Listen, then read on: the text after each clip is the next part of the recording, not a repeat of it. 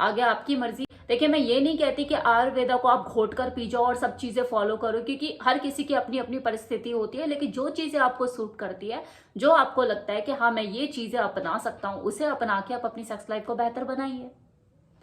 उम्मीद करती हूँ आपको वीडियो पसंद आया होगा। Thank you so much. उस वक्त आप क्या सोच रहे हैं, किस तरह के थॉट आपके दिमाग में चल रहे हैं, वो गुड थॉट है, पॉजिटिव थॉट है, कुछ नेगेटिविटी तो नहीं चल रही है, ये सारी चीजें आपके बच्चे के नेचर को निर्धारित करती हैं। हमारा देश ऋषि मुनियों का देश रहा है, लेकिन उनका यह लक्ष्य बिल्कुल भी नहीं था कि वो सेक्स के विरुद्ध हो जाए। बल्कि कितने ही संत महात्मा हमारे देश में ऐसे भी हुए हैं जिन्होंने शादियां करी, बच्चे किए। साधु का जीवन ना तो हर किसी के लिए था ना है। यह किसी व्यक्ति विशेष की अपनी चेतना के ऊपर निर्भर करता है कि उसे कैसा जीवन जीना है। अगर आयुर्वेदा की बात करें, इसमें शुक्र धातु का स्पेशली ध्यान रखा जाता है। ये केवल रिप्रोडक्टिव फ्लूइड ही नहीं, बल्कि शरीर की सबसे इंपॉर्टेंट एनर्जी है, जो कि बॉडी में ओजस के रूप में वास करती है। शुक्र धातु हमारे शरीर में रिप्रोडक्शन प्रोसेस से एक नई जिंदगी को जन्म दे सकती है। वहीं दूसरी ओर ये sexual attraction, Joy, enthusiasm, health और क्रिएटिविटी को भी बढ़ाती है। आयुर्वेदा में इसी शुक्र धातु को प्रोटेक्ट करने के लिए कई तरह की सेक्स प्रैक्टिस की जाती है, जो बढ़ती हुई उम्र के साथ धीरे धीरे घटती चली जाती है। आयुर्वेदा को तो ये भी कहना है कि संभोग का भी अपना एक सीजन होता है, इसी तरह से रेस्ट का भी अपना सीजन होता है जब आपको संभोग नहीं करना चाहिए। और इसी प्रिंसिपल को पशु पक्षी फॉलो करते हैं। प्रकृति का हिस्सा होने की वजह से ये सेम प्रिंसिपल मानव के ऊपर भी लागू होता है, लेकिन अपने इंपल्सिव नेचर की वजह से वो इस चीज को, इस पैटर्न को समझ नहीं पाता और जरूरत से ज्यादा खुद को सेक्सुअल एक्टिविटीज में इन्वॉल्व करने की वजह से कई तरह की समस्याओं से घिरा रहता है, जैसे premature ejaculation, erectile dysfunction, fatigue and hormonal imbalance और कई तरह की परेशानियां। अब सवाल देखो वही उठता है कि कितनी बार संभोग करना चाहिए। आयुर्वेदा की माने तो एक साल में 6 ऋतुएं होती हैं। इन 6 ऋतुओं में कब कब सेक्स करना चाहिए, इसे मैं इजी वे में बता देती हूँ कि मोटे तौर पे देखा जाए तो ठंडे मौसम में, मतलब सर्दियों में सेक्स करना सबसे ज्यादा बेटर माना जाता है, क्योंकि सर्दी के मौसम में ये जो कफ एनर्जी शरीर में होती है काफी हाई होती है, जो कि शुक्र धातु को बनाने में मदद करती है। वहीं गर्मी में या बारिश के दिनों में अगर सेक्स किया जाए तो शुक्र धातु ज्यादा मात्रा में उसकी क्षति होती है। आयुर्वेदा के हिसाब से तो सर्दी के मौसम में कोई व्यक्ति रोजाना सेक्स कर सकता है, बस वो अपने शरीर में शुक्र धातु को बढ़ाने वाली चीजों को साथ के साथ खाता रहे, उसका सेवन करता रहे। वही गर्मी और बारिश के दिनों में आयुर्वेदा 15 दिन में एक बार सेक्स करने के लिए कहता है और बाकी बचे मौसम में 3 दिन में एक बार सेक्स किया जा सकता है। शुक्र धातु के लिए कफा दोष सबसे महत्वपूर्ण माना गया है और यह कफा शरीर में शाम के 6 बजे से लेकर 10 बजे तक सबसे ज्यादा डोमिनेट करता है और यही संभोग का सबसे अच्छा वक्त भी होता है। दिन में अगर आप संभोग करते हैं तो शुक्र धातु का क्षय सबसे ज्यादा होता है। दूसरा अच्छा समय सुबह 6 बजे से लेके सुबह 10 बजे तक का बोला जाता है और आयुर्वेदा के हिसाब से 18 वर्ष से 70 साल तक कोई भी व्यक्ति सेक्स कर सकता है। लेकिन अगर आप प्रेगनेंसी के बारे में सोच रहे हैं तो आयुर्वेदा के हिसाब से किसी पुरुष की 25 साल न्यूनतम और लड़की के लिए 18 साल न्यूनतम बोली जाती है। क्या पीरियड में सेक्स करना सही है? क्या पीरियड में सेक्स करना चाहिए? आयुर्वेदा के हिसाब से पीरियड में सेक्स करना ही नहीं चाहिए, इसे आपको बिल्कुल अवॉइड ही करना चाहिए, क्योंकि पीरियड के शुरुआती 3 दिन में वो सबसे ज्यादा उसे ब्लीडिंग होती है और उस दौरान उसका शरीर अंदर से काफी कमजोर होता है। आयुर्वेदा की कुछ बेस्ट प्रैक्टिस को फॉलो करके आप अपनी सेक्सुअल हेल्थ में कुछ जबरदस्त इंप्रूवमेंट लेकर आ सकते हैं।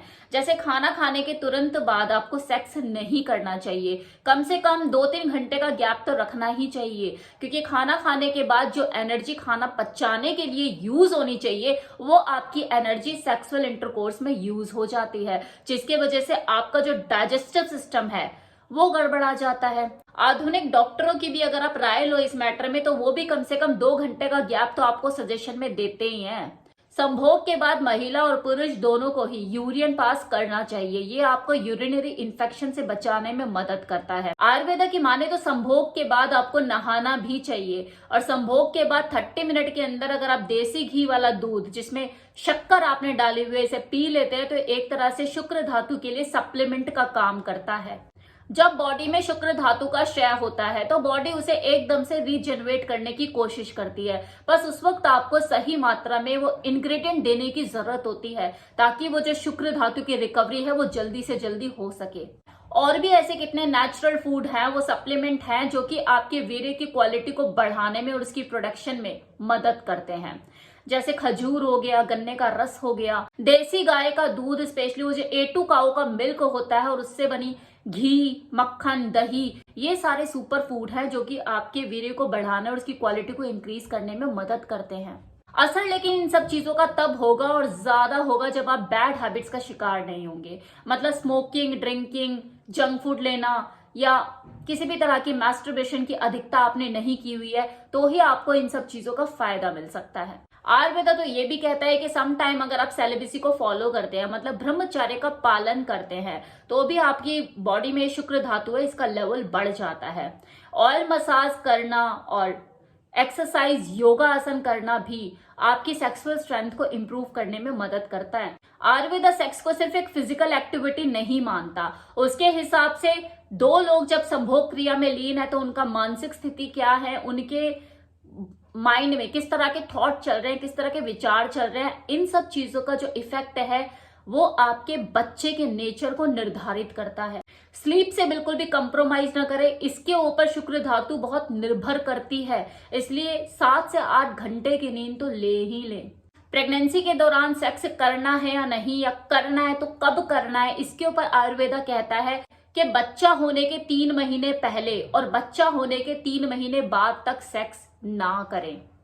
तो आयुर्वेदा की इस तरह की प्रैक्टिस को फॉलो करके, जो कि मैंने आपको इस वीडियो में बताई, आप अपनी सेक्सुअल स्टेमिना, स्ट्रेंथ को बढ़ा सकते हैं और साथ ही साथ अपनी शुक्र धातु के जरूरत से ज्यादा क्षय होने को भी कंट्रोल कर सकते हैं। वैसे तो मैं जानती हूँ इस प्रैक्टिस को फॉलो करने वाले कम ही लोग होंगे, क्योंकि हर किसी को यही रहता है यार लड़की कहाँ है, अरे सेक्स हो ही कहाँ पाता है, कहाँ जाए सेक्स करने के लिए, हमें तो कोई अवेलेबल ही नहीं है, कहाँ मिल रही है लड़की, कहाँ जाए, शादियां नहीं हो रही है लड़कों की, हाथ से ही काम चलाना पड़ रहा है, यही सब चीजें, यही सारे एक्सक्यूज होते हैं लोगों के। खैर, अपना अपना माइंड सेट है, अपनी अपनी सोच है। मेरा तो काम था आयुर्वेदा के हिसाब से संभोग को आपको बताना, आपको समझाना कि आयुर्वेदा संभोग को लेके, सेक्स को लेके विरुद्ध नहीं है, ना उसने कभी विरोध किया है, बल्कि वो तो मुखर है।